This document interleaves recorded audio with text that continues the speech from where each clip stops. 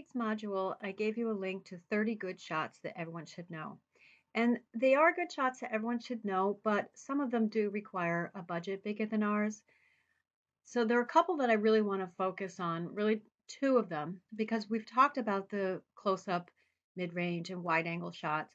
So I want to talk about the over the shoulder shot and then the follow the eye line shot.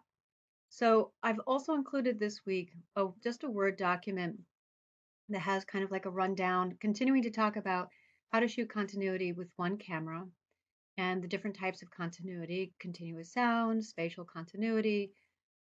That's the one where like people are running, make sure that they're running from the same direction in both clips.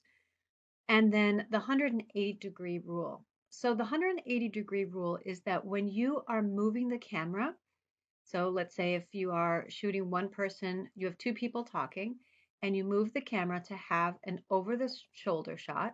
So I have two people here, and first the camera's back here. So it's over his shoulder and it's going and it's showing his face. When I move the camera, when he starts talking, I want to see his face. I move the camera over to this side, and this is the next clip over here. So it's over his shoulder, showing his face. I stay on one side of them. This is the 180-degree rule. So imagine that this was you were shooting some people playing soccer, kicking the ball between the two of them. And so sometimes you want to be able to focus on his face and sometimes on his face. You can move the camera from side to side or be in the front, but the rule is you always stay over here. If you wanted to switch to go onto this side, the rule is that you are supposed to let the viewer see that movement happening. So you'd need to have your camera on something that would make it very steady with wheels, and you would be shooting as you would move over onto this side. And if you remember in that Barton Fink clip, the first 7 minutes that I had you watch, there is the scene where when Barton Fink is walking into the restaurant and they do exactly that. They move over, they switch to the other side, and they actually show us that camera movement. Okay, so this is obviously something that you can only do if you have another person. So one person could be you and then another person. So maybe you could use this shot in your project you're working on now, or maybe it's something that comes up in the final. But even if it's not an over the shoulder shot, but it's just a single person walking down a line and you're shooting them like twice. I hate using the word shooting all the time. It gives the wrong impression, but you're shooting them, for lack of better words, twice, you want to make sure that you're staying on that 180-degree side. The other shot that can just help give the viewer a sense of the space is the follow the eye line shot.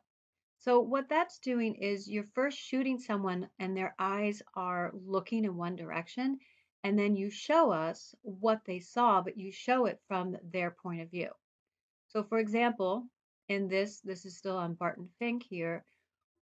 First, we have Barton Fink looking down at Steve Buscemi here. So when we see Steve Buscemi, we see him not from his eye level, but from the point of view of where Barton Fink is looking down at him. And then in this sequence here, we see Barton Fink and his eyes are looking up. So we know he's looking up at something. And then in the next clip, we see what he is looking up at. And you see how it's slanted. So we're obviously down. We're supposed to be down where his eyes are.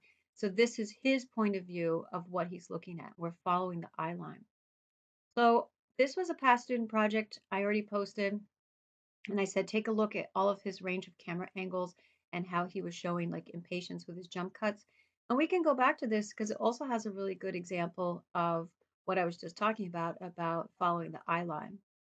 So he comes outside and we see him like looking around, and then we see what he's looking at.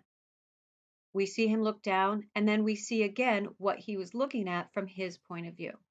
So again, it's more interesting than just seeing the outside person, like the third person point of view all the time. So we're throwing in a first person point of view and we're looking at it from their eye line. All right, so consider adding those two shots and any of the other ones that you want to go through from that list of 30 good shots to know. It just really helps give a lot of movement and enrich your videos.